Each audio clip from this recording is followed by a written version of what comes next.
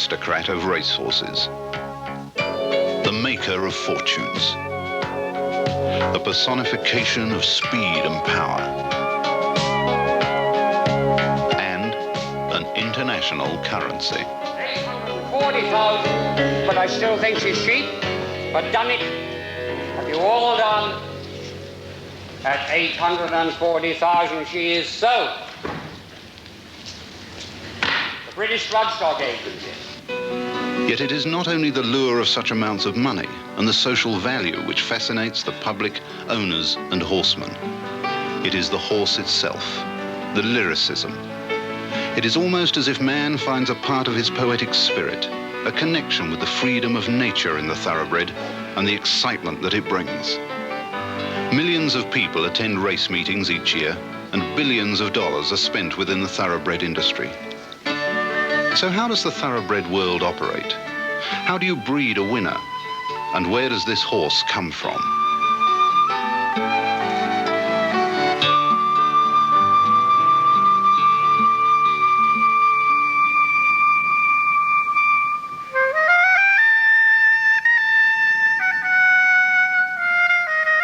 The speed, spirit and temperament of the thoroughbred has its origins in the deserts of Arabia.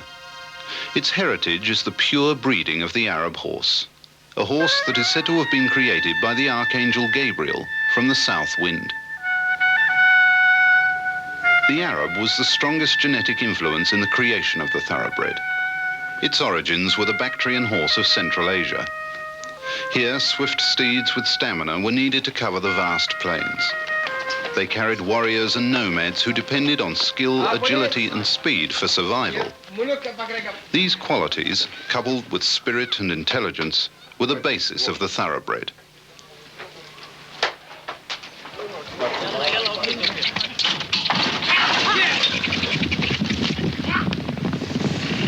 In the 14th century, the Arab horse carried the Muslim world to create the largest empire the world has seen. The wars associated with this expansion caused the dispersion of the breed throughout Europe, a process which was to continue. It's an extraordinary fact that every thoroughbred horse today can trace its male ancestry in an unbroken line to one of 3 Arab stallions. The Bayali Turk arrived in England in 1667, where the breed was to evolve. He was captured by Captain Bayali from the Turks at the Battle of Buda. The Dali Arabian arrived from Aleppo in 1704. The Godolphin Arabian was brought to England 25 years later. These stallions were crossed with mares from the royal stables which had native and oriental origins. The thoroughbred was in the making. Early in the 19th century, the potent male line of the Dali Arabian accounted for approximately the same number of thoroughbreds as the Bayali Turk. Today, he accounts for some 90% of living thoroughbreds.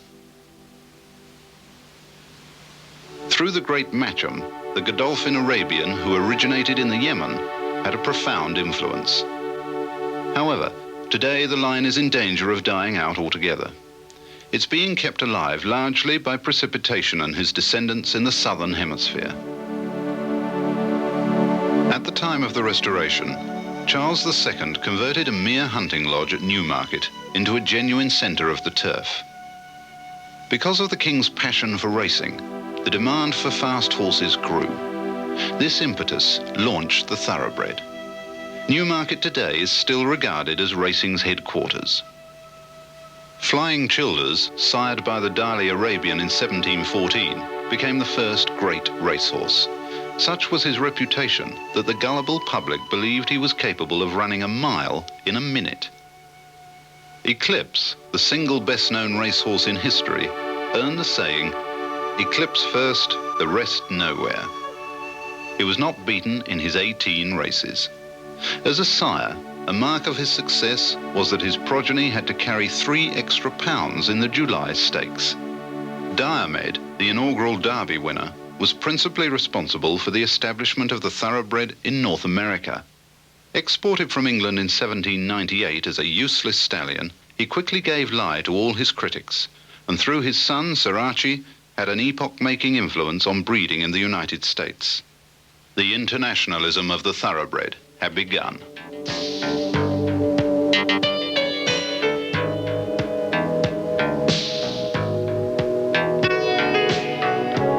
During the next 50 years, the breed was established in continental Europe, Australasia, South America, Asia, and South Africa.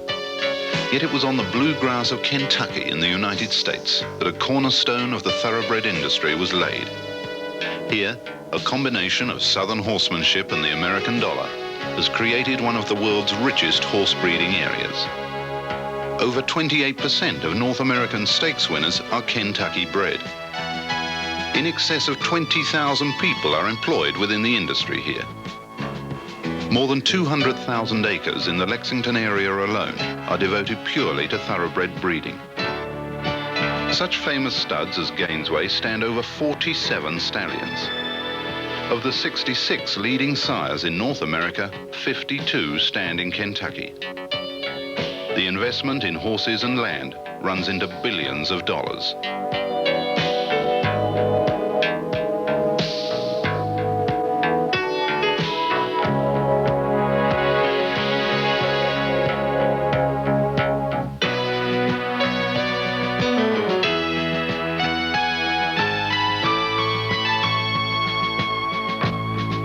The famous Claiborne stud is located on 3,200 acres near Lexington.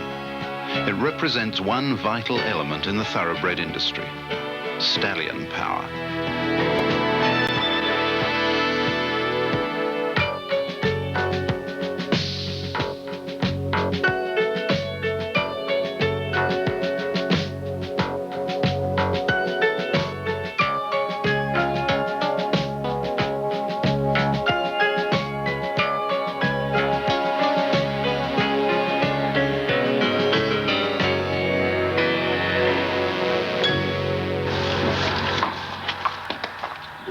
Secretariat was undoubtedly one of the fastest horses that has ever lived. He was not just a champion racehorse, he was a super horse. He now stands at Claiborne where he was foaled. What made Secretariat a champion of champions? One great feat, the winning of the American Triple Crown in 1973. Here he shows his form in the Kentucky Derby, just before triumphing in the Preakness. They're at the head of the stretch, and Sham is the leader. He leads it by a length. Secretariat is in the center of the racetrack and driving. Checky Green now drops back. Coming on a bit is Forgo, our native on the outside. Now and then the stretch, it's Secretariat. Secretariat on the outside to take the lead. Sham holding in second. It's Secretariat moving away. He has it by 2.5.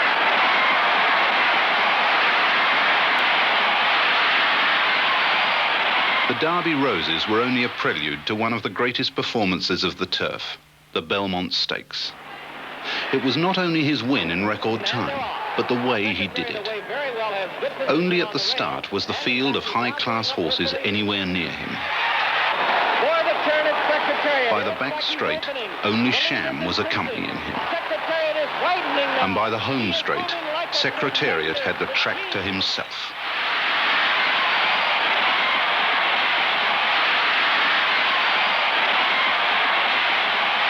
He won by 31 lengths.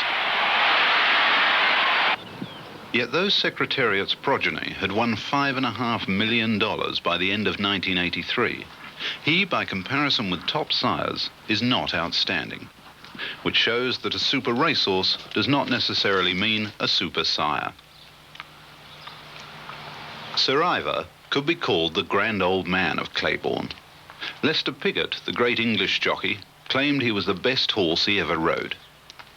Though beaten into second place in the Irish Derby and the Prix de l'Arc de Triomphe, he was certainly a brilliant galloper.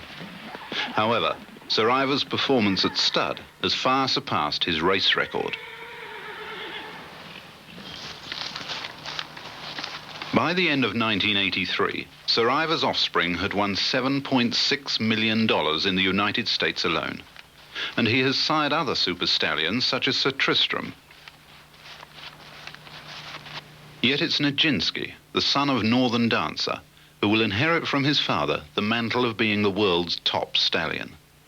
He is seen here with his famous trainer, Vincent O'Brien, who guided him to winning the English Triple Crown and the King George VI Stakes in 1970. Nijinsky shows his form as a racehorse in the St. Leger. These are the last three, and so any moment now the 1970 St. Leger will be run. Under starters' orders, they're off. Rarity and Windamus, followed by King of the Castle. The pace now with 4.5 furlongs to go. Windamus is the leader from Politico, Melody Rock, Rarity, Charlton and Rock Roy. Nijinsky still sitting at the back of the field with half a mile to go. Windamus on the rails, being joined now by Politico. Nothing between those two. Charlton running on very strongly now, coming up on the outside. Windamus has dropped out of it. With 3 furlongs to go, it's Politico and Charlton, with Nijinsky now moving up just behind Charlton. And Medeville is up there on his outside with 2.5 furlongs to go. It's Politico on the rails. Charlton is with him. Nijinsky now just coming out, and at the moment Leicester hasn't asked him anything at all. Charlton losing his place. Nijinsky cruising up on the outside, as smooth as silk, with 1.5 furlongs to go. It's Nijinsky cruising into the lead from Politico, and followed by Medeville now in 3rd place, and then Charlton, 150 yards to go, and this great horse striding home Nijinsky from Medeville, challenging strongly on this side. Politico on the far side, at the post, Nijinsky the winner. Medeville 2nd, Politico 3rd, Charlton 4th, Rockroy 5th, Rarity 6th, Melody Rock 7th, then Windamus. Nijinsky's monetary value would be in excess of $100 million. These 3 stallions are in the care of Clay Arnold. I think sometimes horses follow a breeding line like the pattern of, especially their personality about them. They seem to follow the same pattern as the sire does or the dam. But Secretariat is completely different than Nijinsky as far as the 2 horses are concerned. He's more of a show-off. He likes to be seen. You saw that out there in the paddock. He likes to play his thing, do his thing too. He'll get out and run and play in the field. Nijinsky's a little bit different. He doesn't do that. He'll go out, you turn him out, and he walks across and stops and goes eating.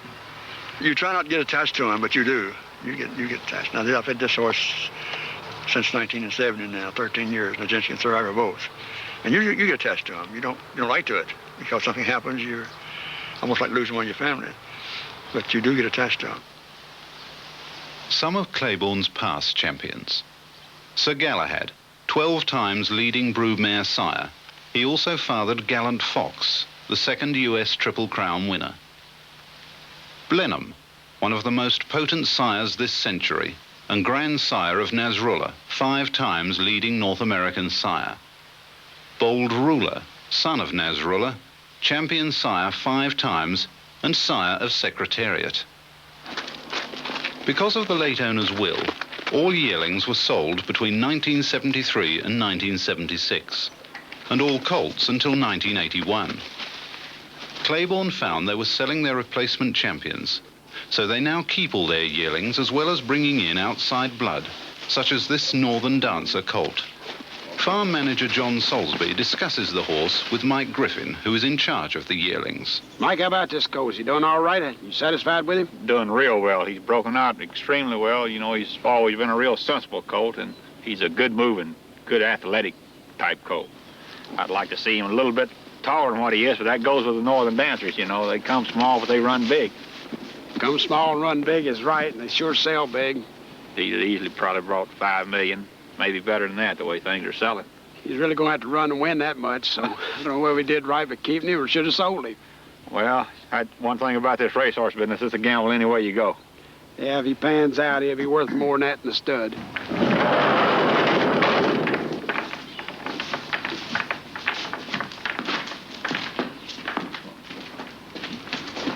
The select yearlings the foreign market was looking for, which we'd been very successful with horses that were sold by Claiborne that went on to Ireland, especially Ireland, that were champions. And we couldn't dare buy them back for the money we got for them, so why sell them? So they could be replacements for some of our stallions. We do have the pedigree, and now it looks like we're going to get horses that are going to run. So we have 2 or 3 things going for us. So they could definitely be replacement for some of these older stallions that we have that we're going to have to replace someday. Yeah, you're going to be all right. Look mighty nice with those roses hanging around you.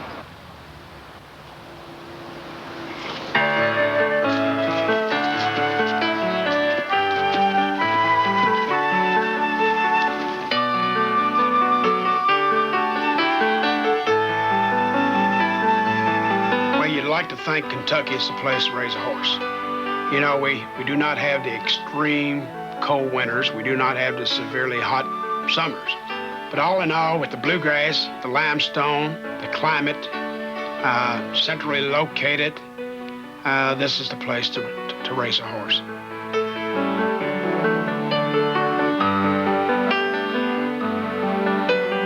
The bluegrass has often been described as the optimum breeding environment.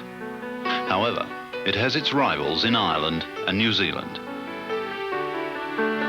The thoroughbred as a racehorse and producer of racehorses is created by a fascinating matrix. The stallions, as seen in Kentucky, are only one factor. Without strong female lines, the best would be ineffectual.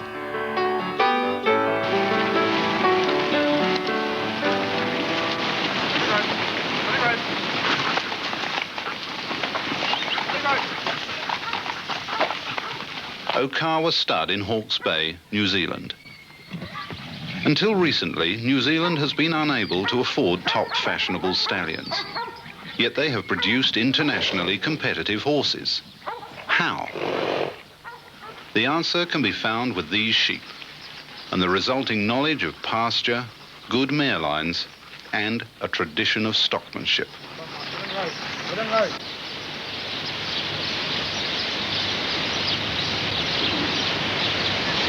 Like John Salisbury of Claiborne Farm, Tom Lowry, the owner of Okawa, has great faith in his land and climate. He is the third Lowry to breed on this, the oldest of New Zealand studs. Though brown in the midst of a summer drought, the horses keep perfect condition purely on grass. I think undoubtedly New Zealand's the easiest place to breed horses because we have a temperate climate which allows them to be brought up without, firstly, artificial housing, secondly, without artificial feeding, thirdly, they have a very good basic exercise while they're looking for their food, and we have people who are qualified stockmen and stockmen for generations living on the land that they know, owning and breeding and rearing their own horses. The people who have got the good staying mares will breed more good horses than you if you keep breeding sprinters. Maybe a sprinter's got a temperament that's made to go quickly, and a stayer's got a temperament that allows it to settle for a long time in a race before it's asked a question. I think brood mares have to be able to settle so that they can feed their foals well. The horses who run outside all the time, they have a better chance of being brought up with a good temperament. Nearly all the mares in New Zealand foal outside, so that the mare has been grazing outside and moving around right up to foaling. In the natural, normal course of the day, I would say a mare and foal might walk 10 to 15 miles. And I believe in this way, taking their own time and the constant, gentle, steady exercise is very important for their growth. The breeder must decide which mare will be put to what stallion. He hopes to find the cross in a sea of almost infinite variables that will create a champion. Judgments are based on financial expediency, gut reaction, experience, and misconception.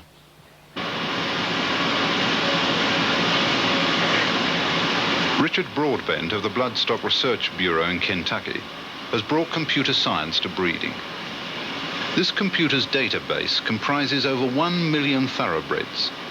If you came to me with a Northern Nancy mare and asked us who to breed her to, I would, first of all, run a series of about 9 different reports through the computer. We would analyze every foal out of Northern Nancy mares that there's ever been, and I think there are approximately 450 of them. And we would look at 5 generations of those foals, and we would see if inbreeding works, or if certain nicks work, or outcrossing works, or what type of bloodlines best suit Northern Nancy mares. As an example, one of the best sire lines we have in this country is the Rebo sire line. If you take Northern Nancy mares and breed them to Rebo stallions, there have been 45 of them bred like that and produced only 4 stakes winners. But if you turn around and breed Rebo mares to Northern Dancer stallions, it works 40% of the time. 40% of the offsprings are stakes winners.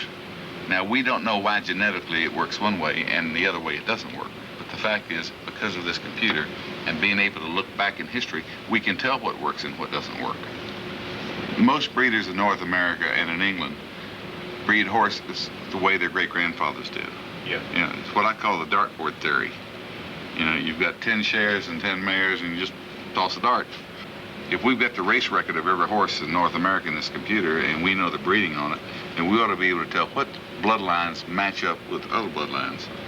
We ought to be able to tell what stallions best suit certain mares. And it's not the dartboard theory.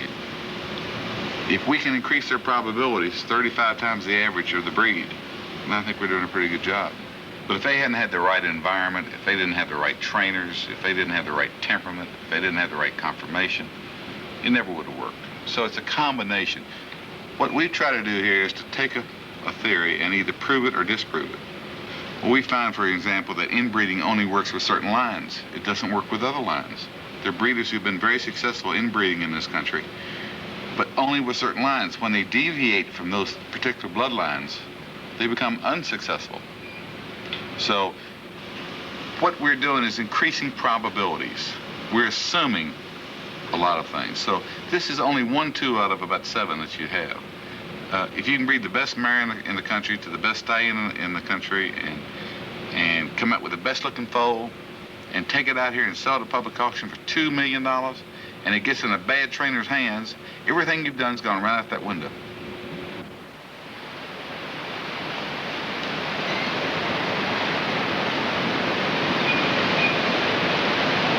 The dilemma of deciding which cross to breed is universal. Some will breed purely for financial gain at the yearling sales. They will cross fashionable bloodlines that suit the market. The criteria of a strong, successful racehorse is not foremost in their mind. This, some feel, will lead to the deterioration of the breed.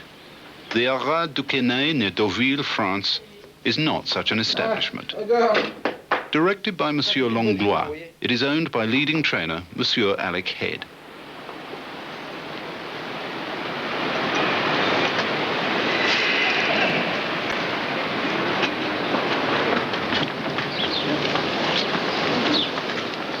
The horses are primarily for Monsieur Head's racing stable. Even as yearlings, the preparation which may lead them to races such as the Prix de l'Arc de Triomphe begins. Monsieur Langlois explains. As you can see, here we prepare for Longchamp, for the hill in that racecourse.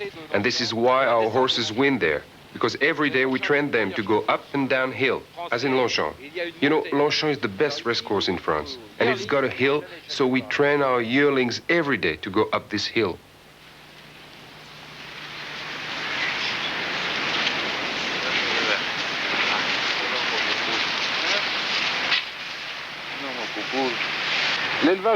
In France, breeding is rather an important industry. I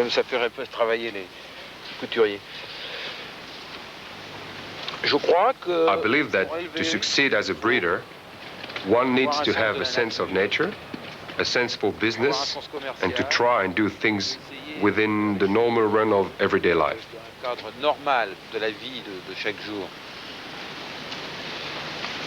C'est une industrie importante, il faut pouvoir disposer de capitaux, c'est évident. It's an important industry. Obviously, one must have access to capital, and the business must turn over. That's part of the whole. I mean, it's very difficult to separate things. One must produce, invest, produce, and market the products. Là, oui, nous avons quelques très bons yearlings. Here we have some very good yearlings, very good ones. We have a little mare, which is coming to say hello. She's by Arctic Tern, and her mother was a classic winner. This mare is called Dourdan, and we have very high hopes for her. De grands espoirs. Là, on a une pouliche. This one is by Fabulous Dancer, a young stallion which is very successful in France. Nous avons ici Here we have people who race, so we're not looking for the commercial aspect. Commercial. We're looking for performance more than the commercial goals.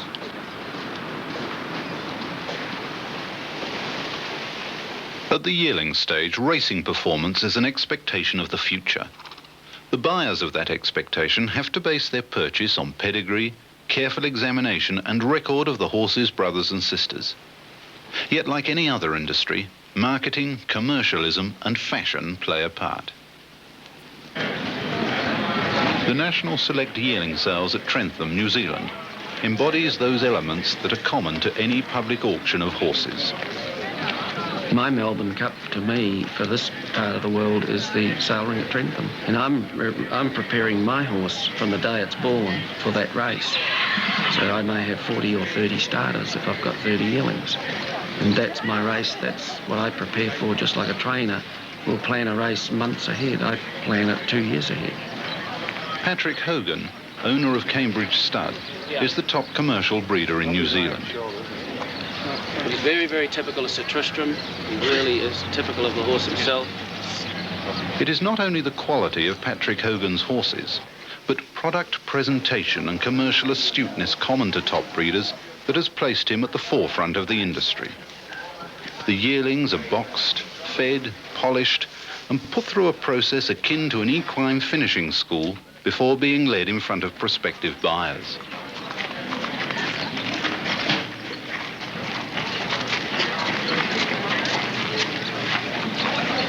With the amount of money at stake, the horses also come under close veterinary inspection.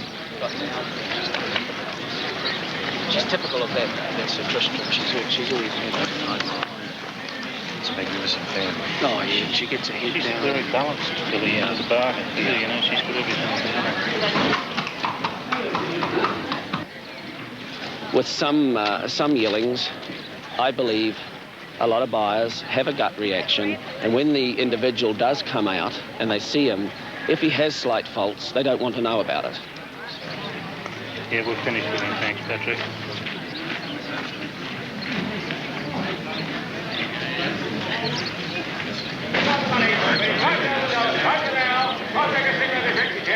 The sales day has arrived. The buyers have looked, probed, thought, and discussed. Bidding tactics are planned. You'd go in there with a predetermined view as to what you're going to pay, and my technique generally is to bid up pretty quickly to the price I'm prepared to pay, and if you like, scare off the opposition. I'm at 8,000, Fairbank at 8,000, the Sovereign Edition, calling at 10,000 now. Oh, well, we never disclose our estimates because somebody might find out and say, oh, he doesn't think it's much good, or he thinks he hasn't got any idea he's put too high a price. I'm at 40 now, 40 a bid, what a wonderful pedigree he's got. 40,000, 45, 50,000 now. I'm at 50,000. He'll have plenty of competition, but I'm sticking with my lot number of 120 to hopefully break a colt record and finish the day as the top price colt of the first day anyway.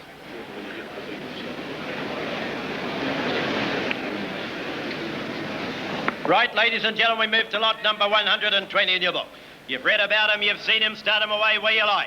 Start him where you like. I've got 50 to start him, all right. 50 for him. He's the gay pass colt, you're well away, and I'm at 50,000 for him. 55, 50, 60,000 now. I'm at 60 now, 60 for him. I'm at 100 for him, 100 a bid. I'm at 100 only for him, 100 a bid. I'm at 100 only for him, 100. I'm at 100 only for him at 100 a bid. 21, 20, all right, 40 bid. I'm at 60 here, 180. I'm at 180, 200 a bid. I'm at 200,000 for him, 200 a bid. I'm at 200 now, get 225, 225, 250 now. I'm at 250, a stallion pedigree here. I'm at 275, 275, 300,000 a bid. I'm at 300,000 for him, 300 a bid. 325, 325. I'm at 325 for him, 350. I'm at 350 for him. I'm at 350, 375, 400 here. I'm at 425. Who called that now? 450 there. I'm at 450,000 for him, 450 a bid. I'm at 450 for him. I set him at 450. Look out now. Ladies and gentlemen, you haven't seen a better developed individual, probably at most sales that you've been to throughout the world. Anybody else got a 25 before I down him? 450, buys him. All done. Nobody else. I sell him at 450. Who was that now?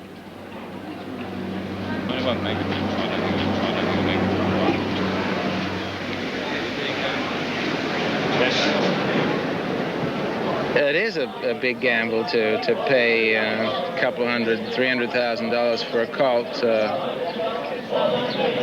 a yearling, when you don't know whether he can run or not. Veterinary science is attempting to solve what some consider the unsolvable. How to establish whether a young horse has the physical potential to be a success on the racetrack. Dr. Norman Rantanen is a world expert on veterinary diagnostic ultrasound. Okay. We're going to be analyzing the heart of this horse. We're going to be looking at short axis diameters of the left ventricle, and we're going to use diagnostic ultrasound. We do this by taking a transducer which produces a high-frequency sound beam, and we read the reflective pattern or the echo pattern on the TV monitor on the ultrasound instrument. We are doing specific sites in the horse's heart, and the reason we're doing this is to assess cardiac size in various age horses in certain levels of training, to enable us to monitor some of the changes that occur in the heart of the horse with various training methods.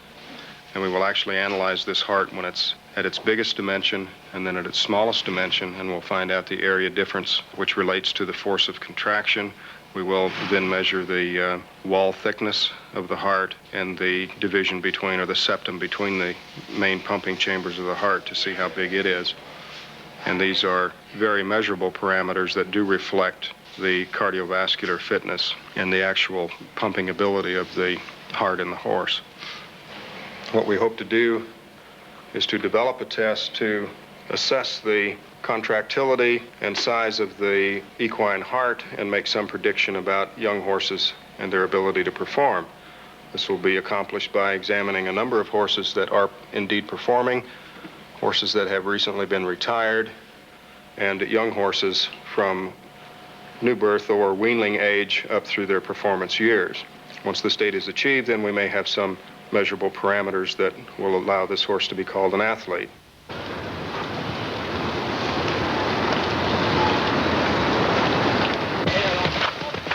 Alec Head is a trainer of equine athletes.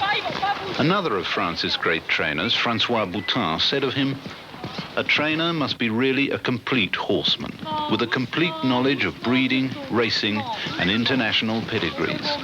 Alec Head has it all." Here at Chantilly, north of Paris, Alec Head and his daughter Christiane have their training stables. He started training in 1947 after being a jockey, and is now regarded as one of Europe's top trainers. I think that the talent is to try and get good horses, because good horses make good owners, good trainers, and good jockeys. I think that's the key of the game. They're not easy to get or to buy, but I think that's the secret of the business. And then when you have good horses, not to spoil them. I don't think a good trainer can make a bad horse into a good horse. I think the difference is that a good trainer doesn't spoil the good stock he gets in his stable and gets the maximum out of him. I think that's where it applies the same to the jockey. A top jockey can't make a bad horse win in a race, but he's not going to lose the race when he has a good horse underneath him. We break them here at Chantilly. All the horses are broken in a stable here. So we start from scratch and go on with them. And then, of course, the climate in France, you see, it happens that we break our horses sort of from September onwards. And then, as you see now in December, it starts to freeze. So we have to lay on them a little bit. So we can't, the gallops are hard and we can't work very hard. So we break them and then we go a little slow with them. And then we're back in February, March, we start again training them stronger to be able to run them the following spring. We let them dictate us what they want to do. I mean, the ones that show speed, we'll race them early. Some are more backwards, and we've given them time to mature. And then the families, usually we've trained the mothers and the grandmothers. So we know quite a lot about them, but we let them tell us when they're ready to run. The difference in some countries are the facilities. We at Chantilly have great facilities. As you can see, the training grounds are beautiful, and it's a wonderful setup for the horses. They work in the forest and very nice surroundings. In the United States, where they breed wonderful horses, they haven't got that luck because most of their horses are trained on racetracks, on a very short little track, and they go around there every morning, and they finish up having problems with their legs and with their morale, because the morale of a horse is nearly as important as his physical capacity, his muscles. I think you have to train the muscles, the wind, and the morale on the same basis. We breed horses all over the world. We have mares in Kentucky, we have mares in England, and we breed stallions in Ireland. In France, we have a farm, so we try and get the best of everywhere. And it's still difficult doing it that way to get the best horse. You know, in English, they say breed the best of the best and hope for the best, and that's what we do. You know, lightning can strike anywhere. You buy a horse, look at Seattle Slew, what he's done in the States, and he was bought at the sales, I think, for $40,000. I mean, it's not the people who spend the most money that always get the best horses. Luckily, it's that way. Otherwise, it would be the end of the business. You have to look at it as an industry, but, I mean, the racing is a sport. There's no doubt about that. So it both go. At first, it's an industry, and second, it's a sport. For professionals, maybe for very wealthy people, like now we've seen a lot of Arabs, but money's no problem to them, then it might not only be sports for them. But for us, it's first an industry, definitely.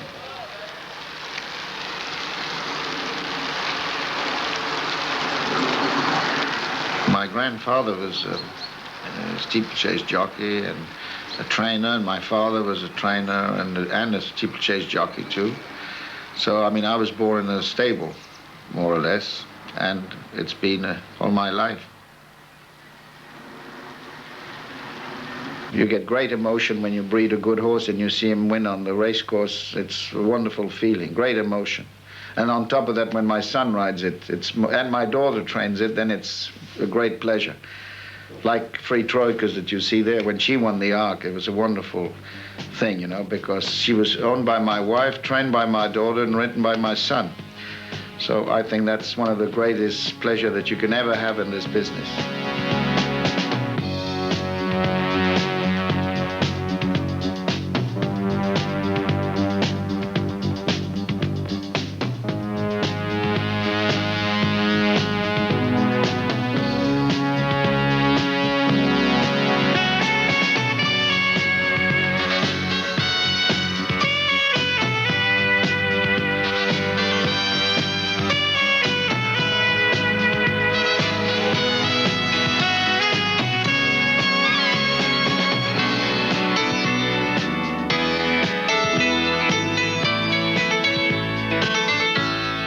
Christiane Head was the first woman trainer to win the Prix de l'Arc de Triomphe, and this trophy is to celebrate the fact. The Head Mafia, as she calls it, definitely came tops that day. But it's not the only triumph for Cricket, as she is known by the racing fraternity. These are only some of her plates.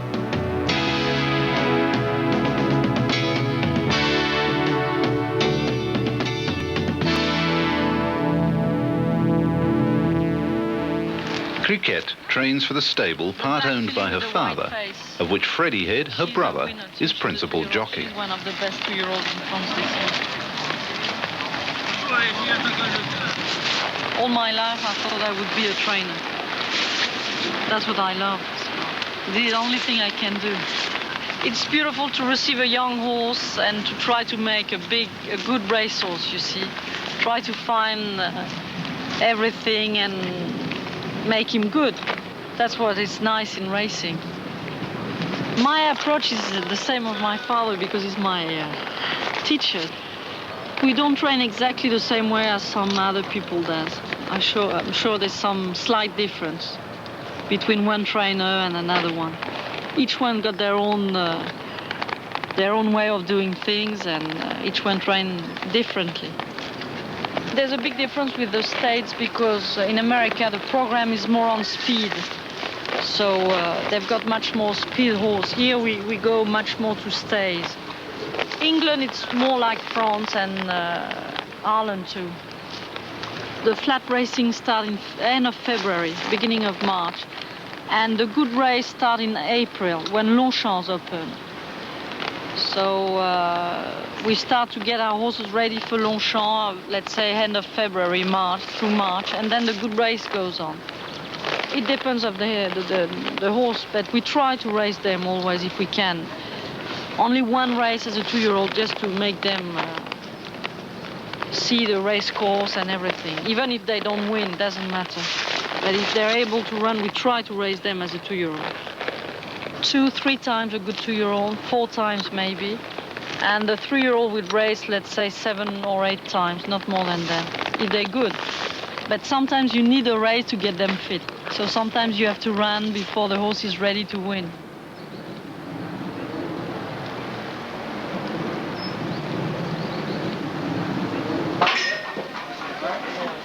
Great trainers, no matter their geographical location, have one common element, and that is their empathy with the horse. Colin Hayes in South Australia has trained more than 4,000 winners. He holds the world record for metropolitan races won in one day.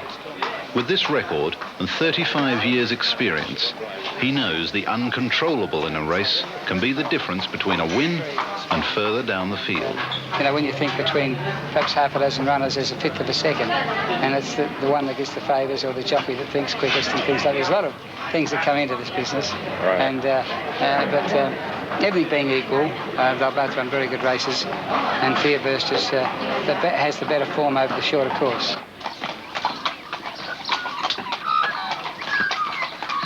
At Lindsay Park in the Barossa Valley, Colin Hayes puts into practice his approach to training. It is one that emphasises not only the physical, but the mental soundness of a horse. I love horses, and I get a lot of people get stimulation from various things, but horses give me my stimulation, and I find them terribly interesting and absorbing, and from pedigrees to the actual training. And when I set this or began planning this place, I really wanted them from conception to the racetrack. That's what I've tried to do.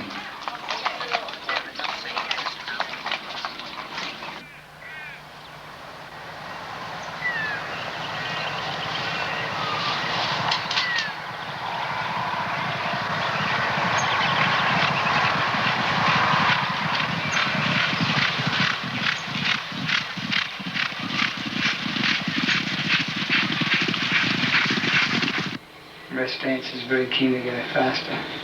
Yes. Our full guy's nice and free, Dad. Yes.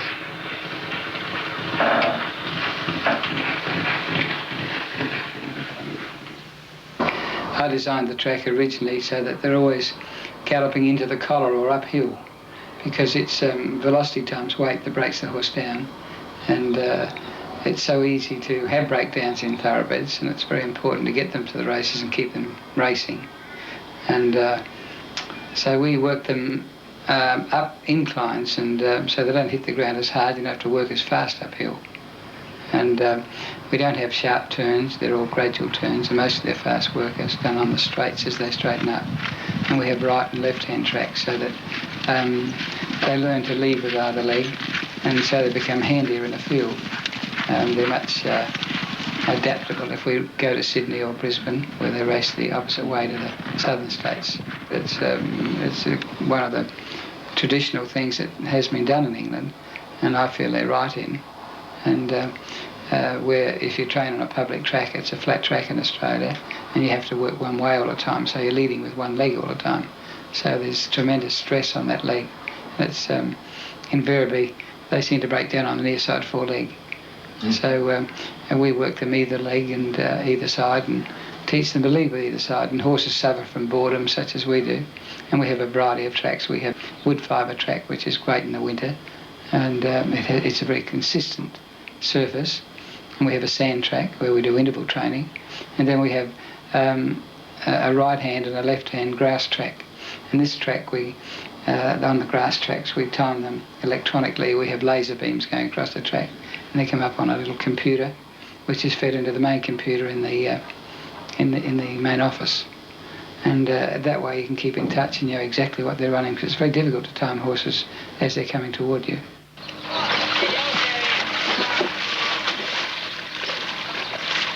Lindsay Park makes extensive use of training methods other than the traditional riding out and track work. The swimming pool enables the horse to exercise without strain on muscles and tendons.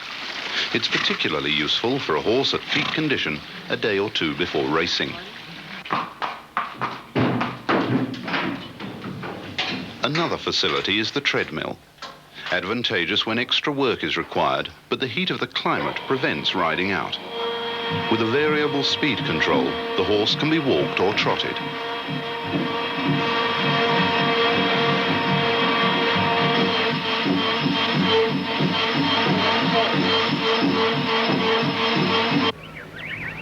These horses that are coming up now are some of Robert Sangster's, actually. The one on the left is Beechcraft, which won the Caulfield Guineas. The one on the right going on the bridge is Triumphal March. The mare on the right is Mapley Heights. He's the most promising filly in Australia at the moment. Robert has up to 25 horses in training here and 30 to 40 brood mares most years. He has shares in most of our stallions, and he's been a great supporter of Lindsay Park. He's brought in blood to Australia that wouldn't have been here. Nobody else would have been able to do it other than somebody of his financial resources. Robert Sangster is one of the world's big five. Taking a role is Fearburst, who will run in the Swettenham Stud Stakes tomorrow. He's just one of more than 1,000 horses Sangster owns or part owns in Europe, North and South America, South Africa and New Zealand. Sangster represents the top end of the market. In the past few years, he has raced 5 Derby winners and won many other prestigious races. He part owns such stallions as the Minstrel, Be My Guest, Sir Tristram, Nureyev and Alleged. His philosophy for succeeding is basically one of going first class. Going first class can be expensive. His auction duel with Sheikh Mohammed Maktoum for a Northern Dancer My Bloopers colt took him to bid $10 million US, and that was the underbid. That's the fun of the game, the ups and the downs. One minute you're up, and the next minute we'll probably get well stuffed today.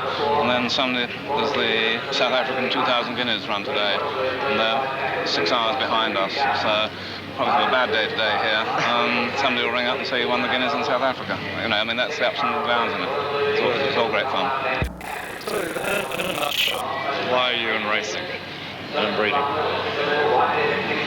It would take me 24 hours to tell you. I couldn't tell you in a nutshell. It's a terrific hobby, a terrific sport. You meet a lot of exciting people. It's a good business. It's a combination of everything in life. It's a part theatre, part everything, ups and downs. It's not like making basic binoculars or something on production lines. You're actually in a business that is fluctuating every day, and a great one for living on the nice edge, and that's why I thoroughly enjoy it. Without that factor, something of the essence of the thoroughbred scene will be lost. There is a touch of the cavalier in everyone involved. Robert's off-the-cuff premonition is right. His wife Susan is placing the winner's ribbon on neither Fearburst nor Mapley Heights, who were unplaced. 6 hours later, he receives an ecstatic phone call from South Africa, saying his horse Turncoat has won the Richelieu Guineas.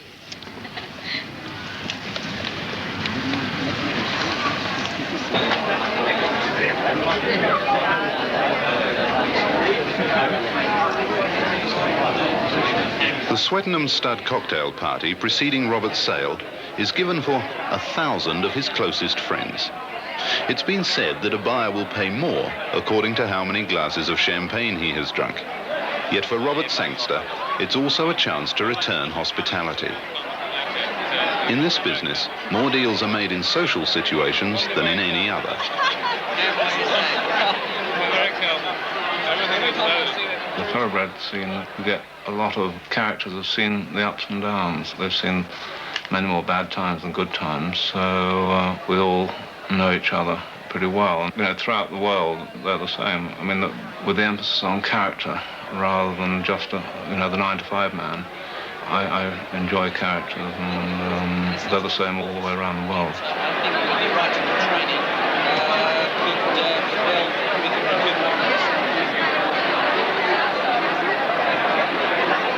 His sale is run in an unusual manner, though one used previously in Europe and the United States.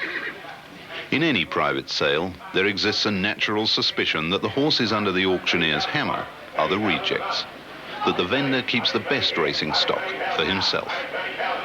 At the Swettenham stud sale, apart from there being no reserve, each lot comprises 2 horses, the successful bidder taking the horse of his choice and the other being retained for Robert's racing stable. Also, if the purchaser so wishes, Robert will buy back, at cost, 25% of the chosen horse. We want to produce the best horse in the world by using the best management techniques. And we're going to use the same techniques in Australasia as we use in Europe, i.e. the best trainers, the best stud masters, the best horses and the best mares, and hope to come up with the best stallions. I mean, this is the only way it can work. We try and buy the best available, and obviously the least we pay the better. I mean, we don't want to pay these big prices, but you know, with the top ones, I mean, you know virtually who's going to move for them. There are about 5 in the market for the best ones, and you just try and buy them as cheap as you can. I mean, I think 4 winners on the run of the Kentucky Derby, probably even more. Seattle Slew, Affirmed, Spectacular Bid, Bowl Forbes, all cost less than $40,000, I think, each. I mean, you've got to have that type of horse. Otherwise, you know, you take the mystery out of the game. Do you just personally select the horses that you buy? I'd be out of business in a year.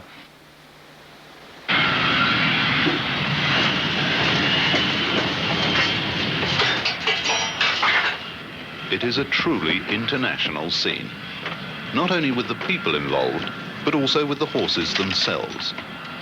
A stallion can be conceived in the United States, foaled in Ireland, raced in France, and stand at stud in Australia. He can then be leased for a period of time to cover mares 12,000 miles away. There is one factor which allows this intermingling of the world's bloodlines, and that is the air transportation of horses.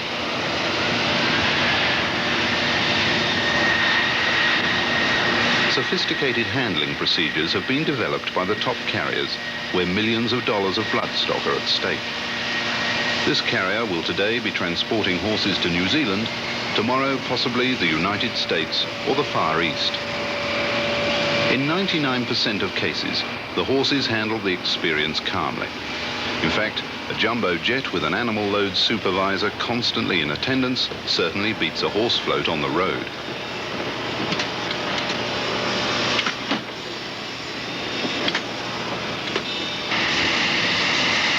The mares shown here are owned by Robert Sangster. They were bred in England, raced there and in Australia, and are now going to be covered by Sir Tristram, the son of Sir Ivor, at Cambridge Stud in New Zealand.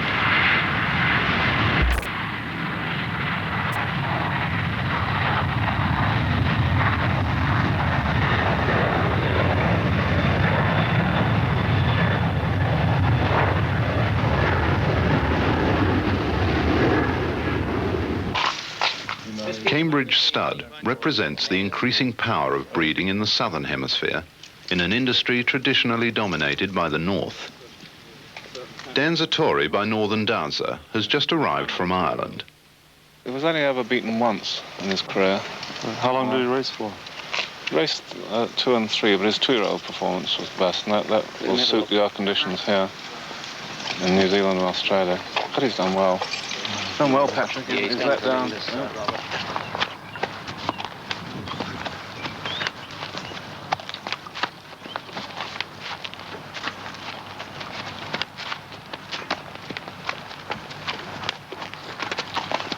Danzatori's presence at Cambridge Stud is part of the increasing importation of top northern bloodlines to Australasia.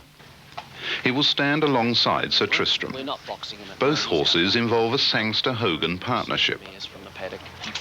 What age is he now? 16?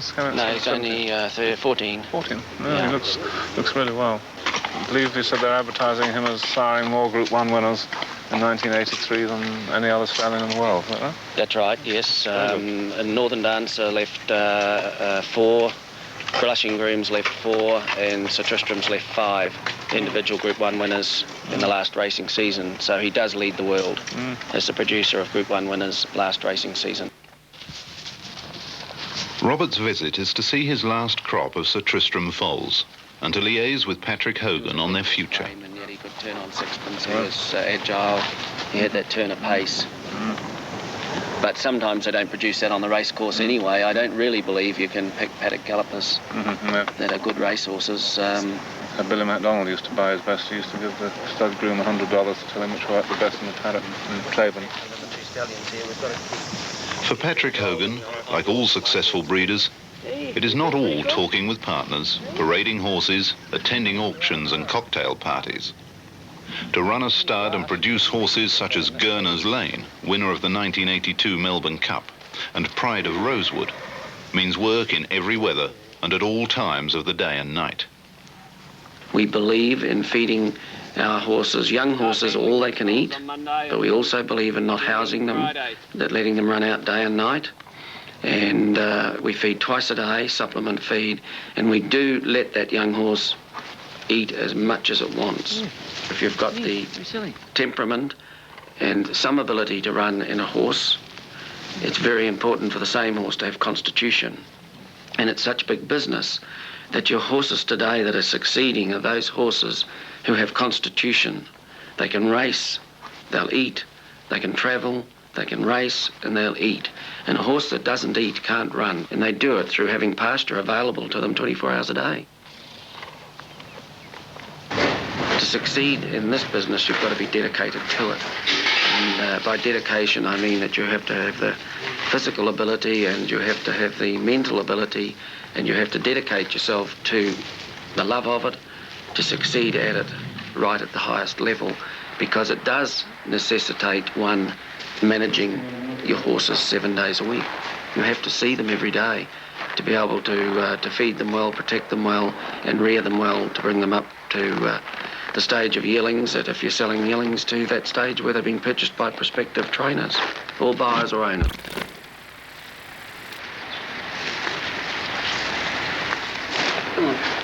This mare will be served by Sir Tristram to Northern Hemisphere time. Thoroughbreds have one common birthday, although the date differs between hemispheres. In the Northern Hemisphere, the 1st of January. In the Southern, the 1st of August. The plan is to race the offspring in the north or sell them to northern buyers. If bred to southern time, they will be at a 5-month age disadvantage when racing. Patrick Hogan, with Sangster, is determined to prove by increasing the numbers served this way that Australasia can become as important as Europe and the United States. Already, Australia has some of the richest racing in the world, which serves as a great incentive to produce the best. Could this be an Epsom Derby or Belmont Stakes winner in creation?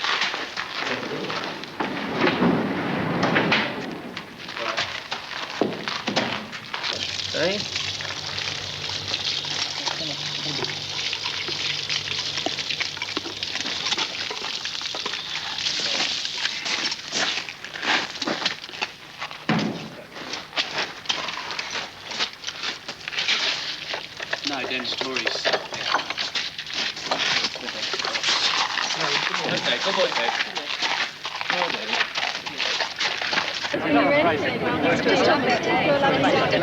What are you having in the Melbourne Cup?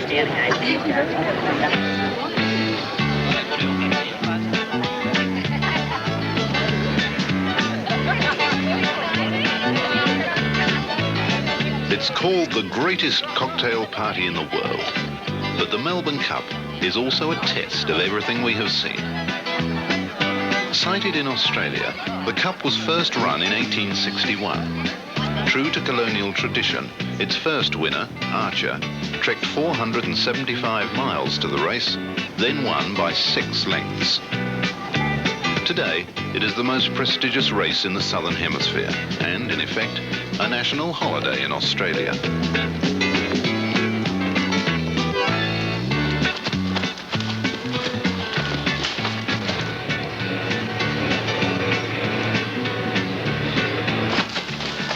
As in all sports, today the element of drugs is carefully controlled.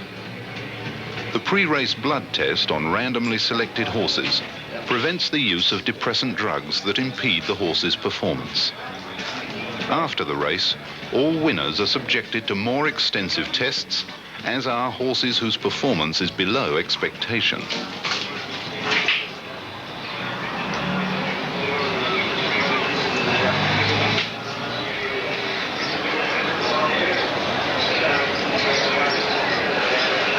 Okay, thanks.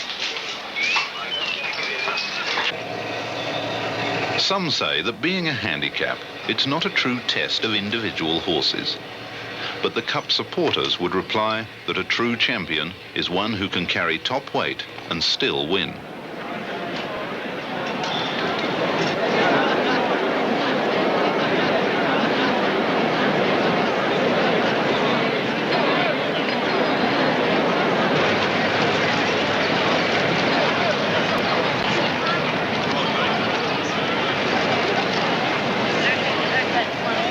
More than $73 million will be bet on this race.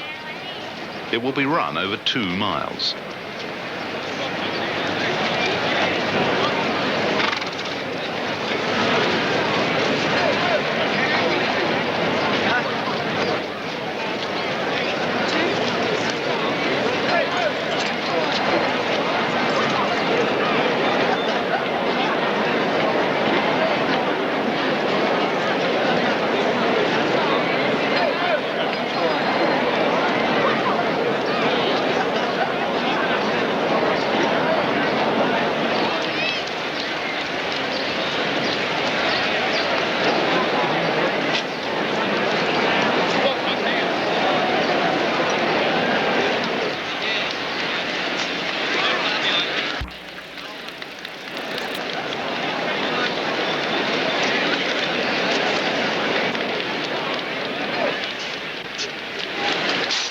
Racing in the 1983 Melbourne Cup, and Larker Cott was the first out.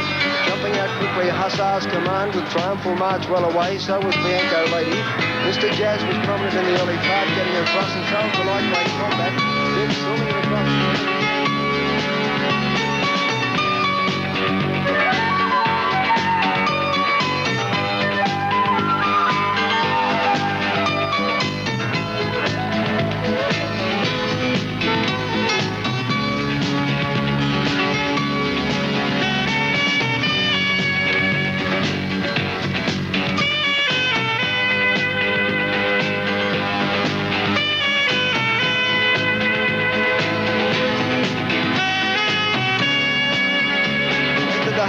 Triumphal March, racing with Triumphal March was Mr. Jazz, then Noble Comment on the fence, followed by...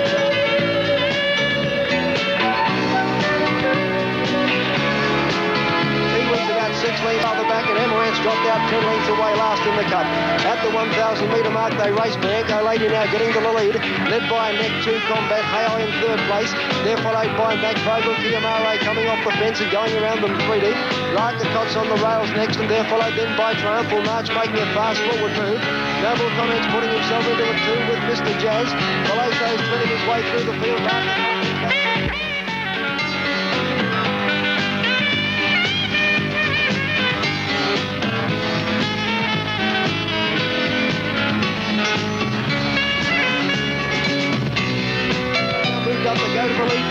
Noble. Kiamare moving up now. Kiamare shot to the lead at the 400-metre mark. Noble coming pursuit on the outside. Down the outside, Mr. Jazz finishing strongly now.